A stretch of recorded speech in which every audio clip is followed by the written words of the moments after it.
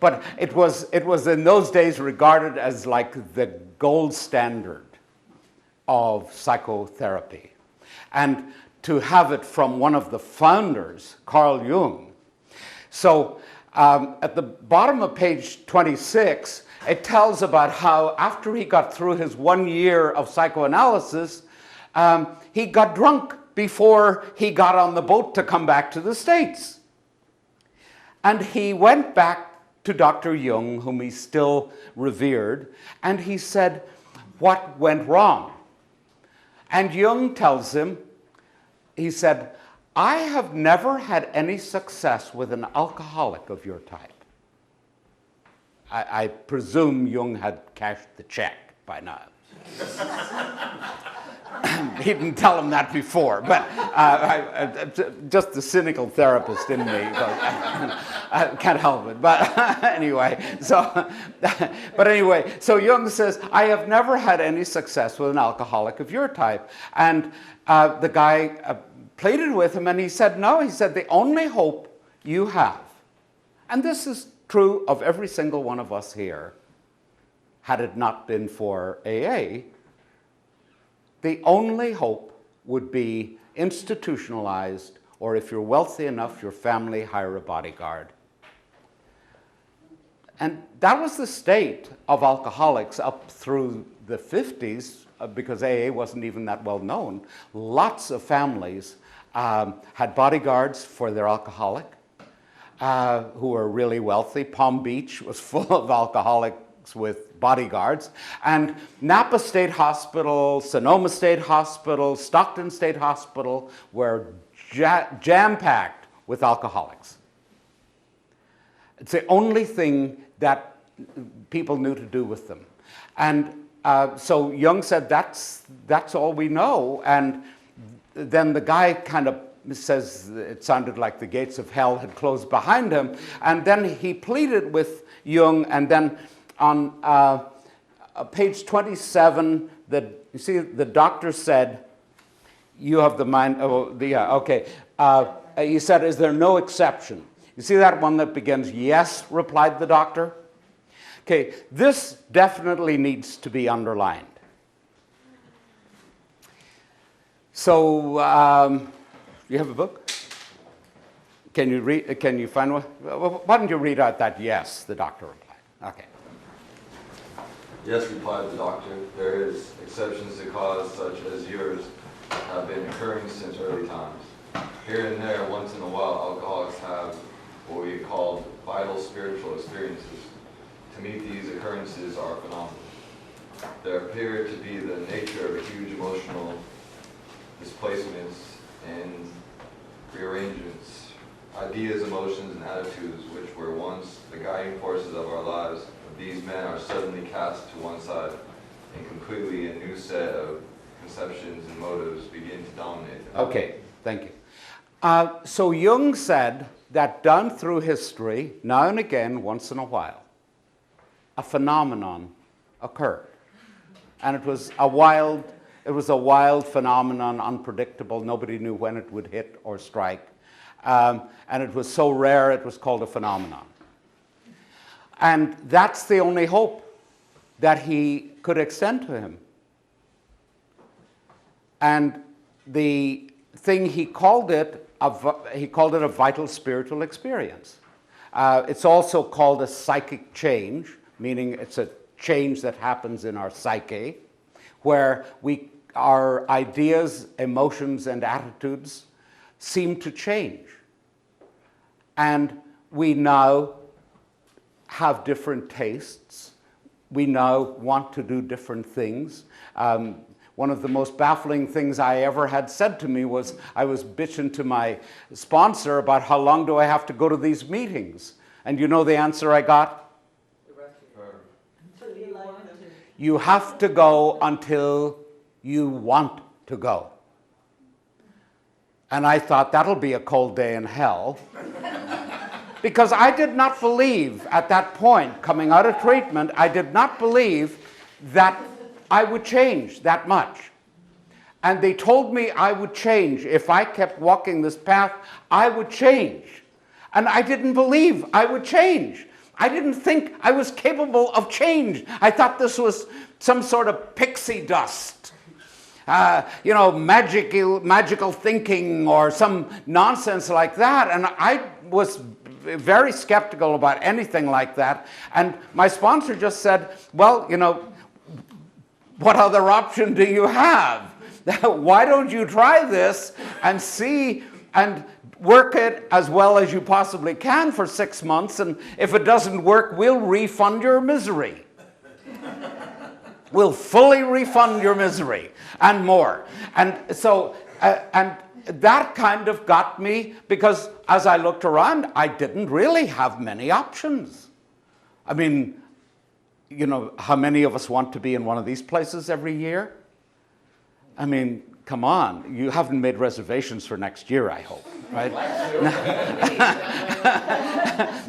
So, I mean, the goal is to never be back, right?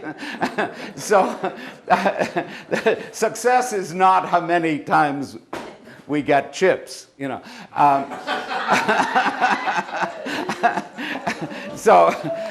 So what we're trying for then is we're trying to see, if I duplicate the experiment, will I get the result? And that we don't necessarily believe will happen. The vital spiritual experience.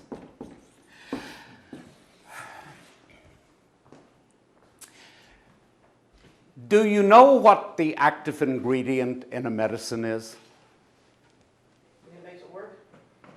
That which makes it work, right? Yeah. Have you ever read the ingredients in things? Huh? The active ingredient and then the inactive ingredient, right?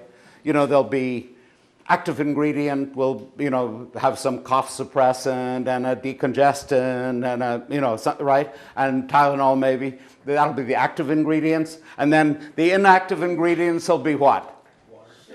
Water, alcohol. Xanthan gum. Does anybody know what xanthan gum is, huh? And red dye number 5, right? I mean, you know, so so if you were to leave treatment and nobody had mentioned the active ingredient in your recovery,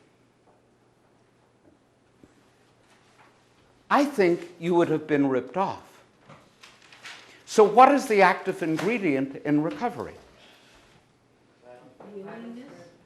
Vital spiritual experience. Psychic change. That is the active ingredient. That is the sole reason for the steps. If you don't believe me, read step 12, somebody.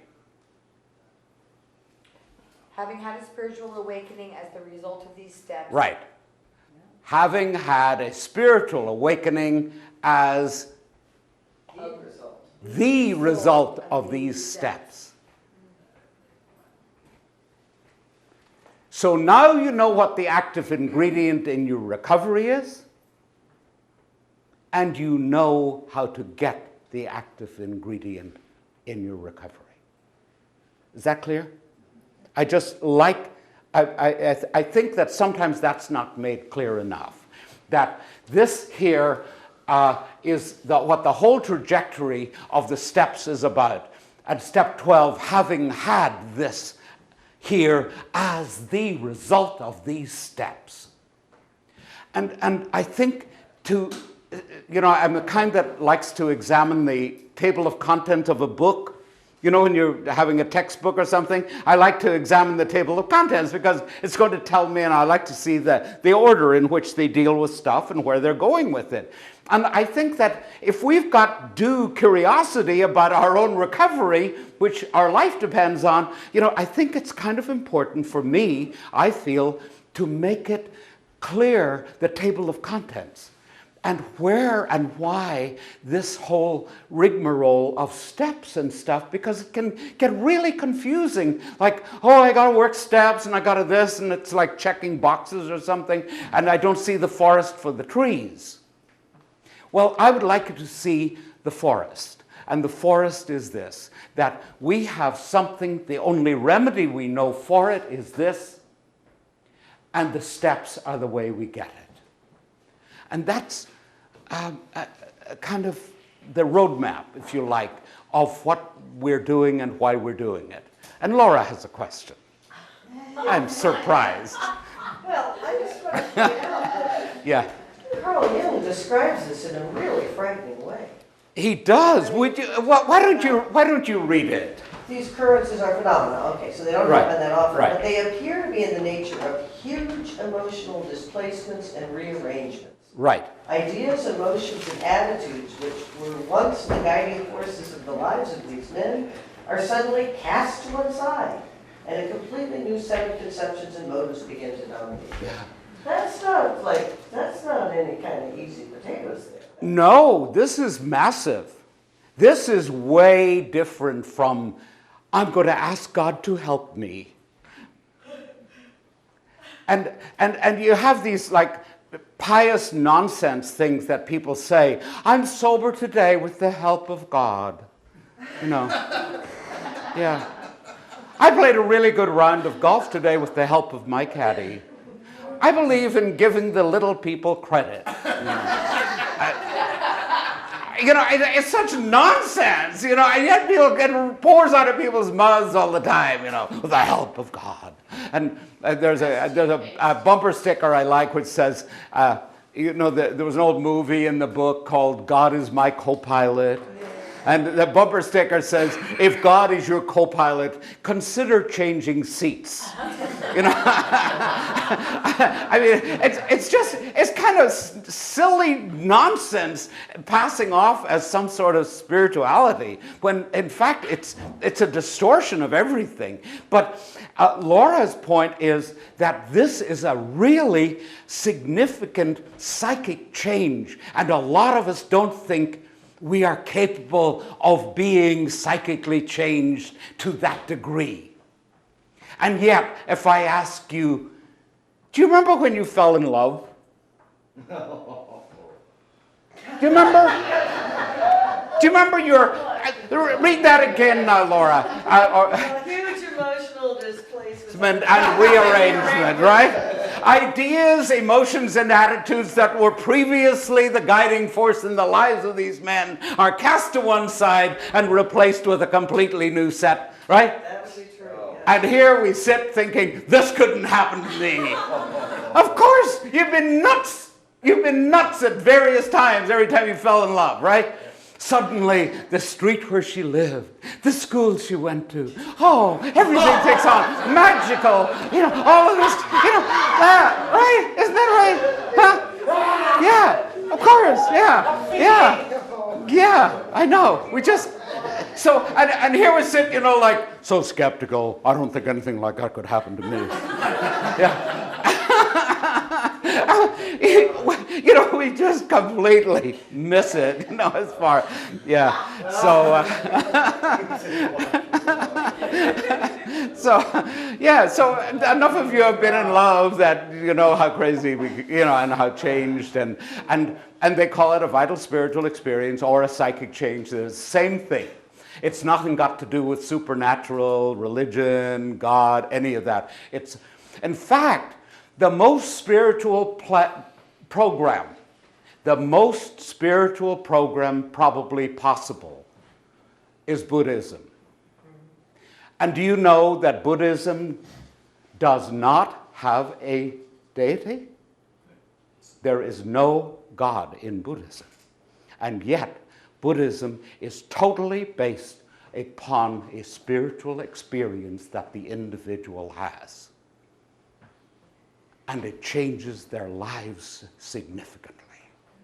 So the problem, it's like, sometimes I describe it as like trying to, drive a nail into the wall. My wife's an artist, so I get to do this a lot. And then I'll put the nail in here, drill it in here, and then she'll say, could you do about like maybe a quarter of an inch more this way? Well, you know what happens? You try drilling a quarter of an inch to the side of a hole. It goes back into the same hole, right? Right? It slides right back in. And that's what's wrong with trying to get spirituality distinguished in people's minds from religion. And we're going to talk about that tomorrow.